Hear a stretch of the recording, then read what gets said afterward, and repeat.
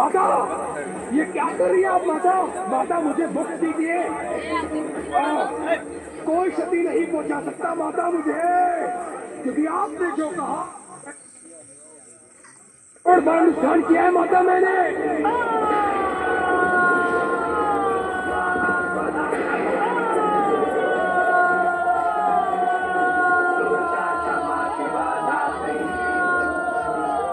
ये क्या कर रही हैं आप माता? आप मेरी आराध्य हैं और मैं आपका परम भक्त। इसके पश्चात भी आप मुझे प्रताड़ित कर रही हैं माता। माता, ये पुनः इस गुफा में क्यों लेकर आई आप मुझे? कैसा अनुष्ठान संपन्न किया है तूने दुष्ट? बोल बोल, उत्तर दे। वही माता जो आपने कहा था। 94 करोड़ बार की पूजा अनुष्ठान की है मैंने, और ये हिमलम साक्षी है मेरे उस पूर्ण हुए अनुष्ठान के।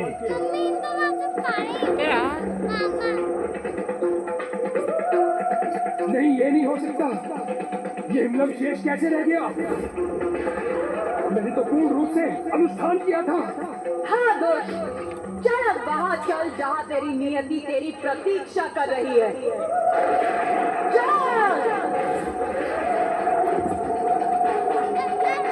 कैसा अनुष्ठान पूर्ण किया था तूने दुष्ट?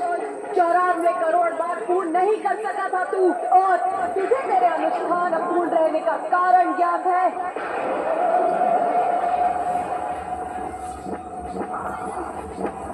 मेरा अनुष्ठान अपूर्ण कैसे रह गया?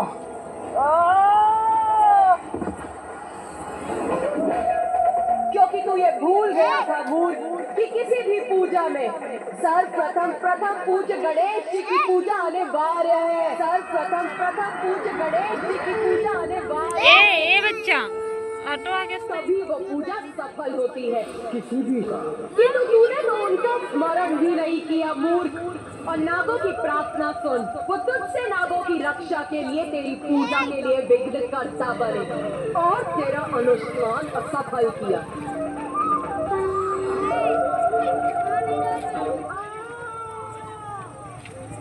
अनेकों बार तूने मुझे विवश किया, किंतु फिर भी मैंने तुझे दंडित नहीं किया, क्योंकि तेरे भीतर वैदिक ज्ञान सम्मानित हो गया था। और इसीलिए आज तक देवी आदि शक्ति ने मुझे इसकी अनुमति नहीं दी कि तू अब तेरे पापों की गागर भरकर फट चुकी है। इसीलिए अब तुझे ये दर्शाने के लिए कि अत्याचार कितना भयंकर हो सकता है, कोई रोक नहीं है मुझ पे।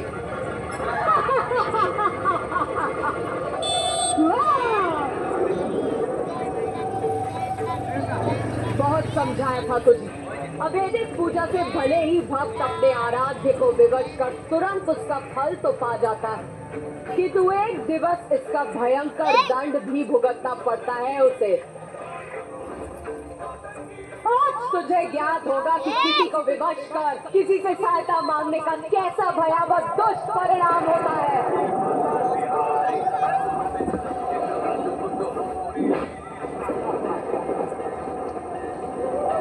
ए बच्चा, आगे सट जाओ।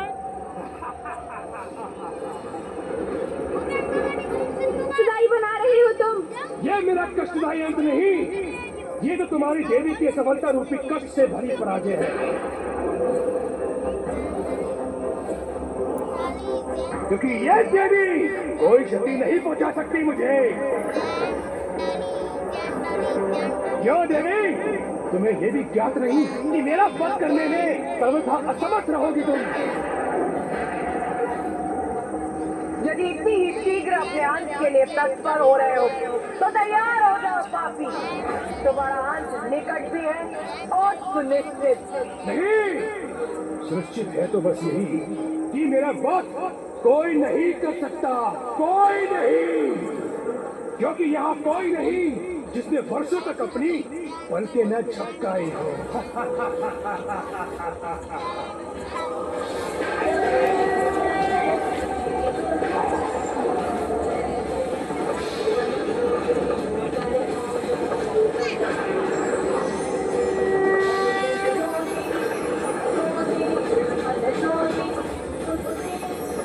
ये भाई का प्रकाश कैसा है?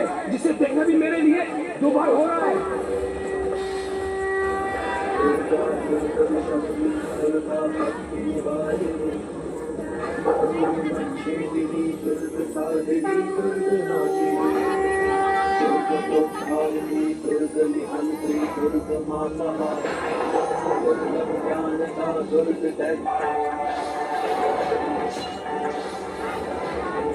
बोल दोस्त, अब दिखाई दी तुझे तेरी मृत्यु।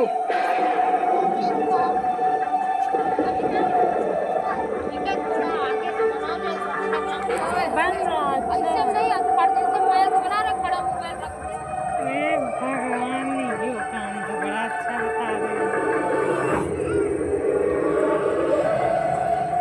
बस किसी प्रकार आज का सूर्यास्त देख लूं मैं।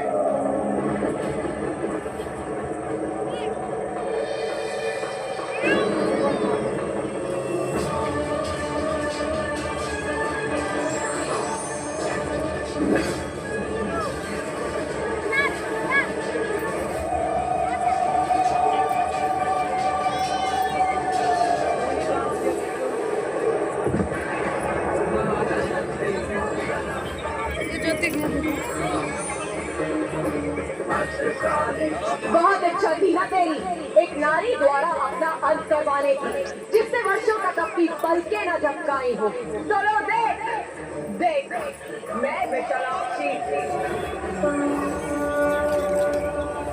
अनंत काल तक बिना अपनी पलकें झपकाए रही, क्योंकि मैं दीर्घ अवधि अपलक अपने स्वामी महादेव का काशी लौटने की प्रतीक्षा कर रही थी।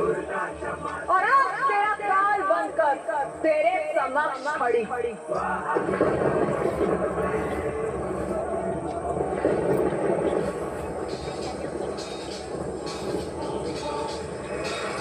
उन्हीं के हाथ उस दुष्ट की पलकें सदा सदा के लिए निष्पन्द पड़ जाएंगी, बंद हो जाएंगी। देख दुर्गासुर, देख मुझे दुर्गा रूप धारण कर तेरे समक्ष प्रस्तुत हूँ मैं।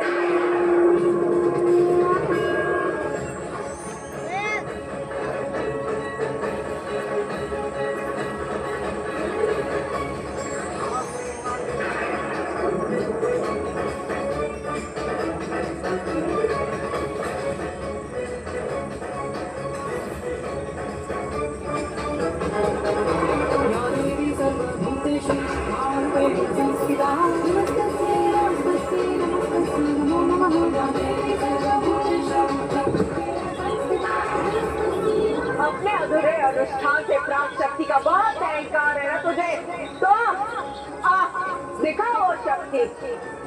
साहस शेष है तो युद्ध कर मुझसे। कुछ ही क्षण शेष रह जाऊं तो सूर्यास्त हो जाएगा।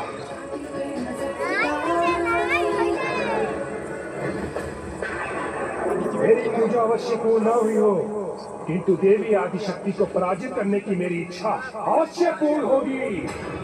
रस्सी जल गई किंतु बल नहीं गया, इसे ही कहते हैं अहंकार। आज तेरे साथ तेरे अहंकार का भी अंत होगा दुर्गासुर। मेरे सहस्त्र हाथ। अब अपनी पराजय स्वीकार करेगा ये दुष्ट।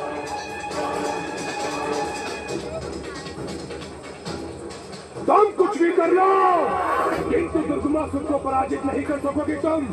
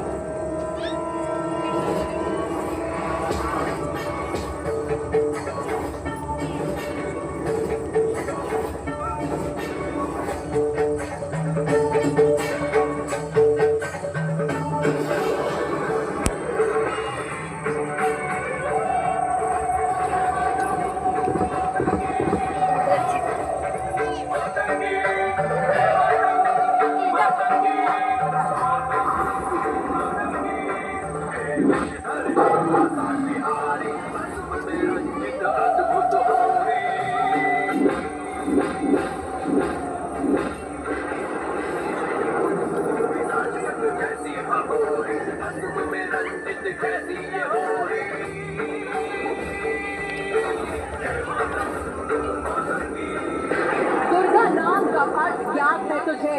दुर्गा अर्थात वो जो पापियों के लिए भक्षक और भक्तों के लिए रक्षक हो। दुर्गा अर्थात वो जो दुर्गम से दुर्गम कार्य को पल भर में पूर्ण करे। दुर्गा अर्थात वो जो दुर्गम से दुर्गम दुष्टता का विनाश कर शांति, समृद्धि और धर्म की सत्ता स्थापित करे।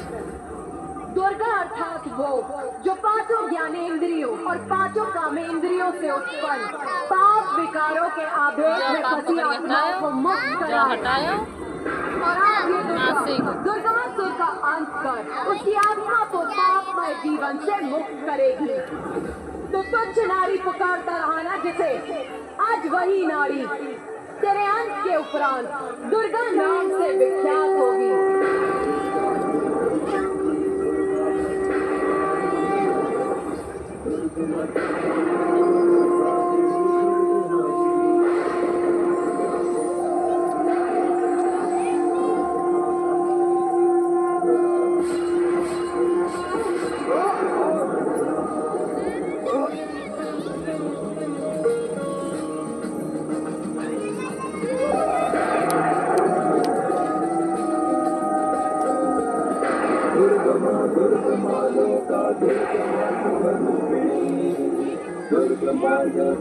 दुर्गम विद्या दुर्गमाश्रिता दुर्गम ज्ञान संस्थाना दुर्गम ज्ञान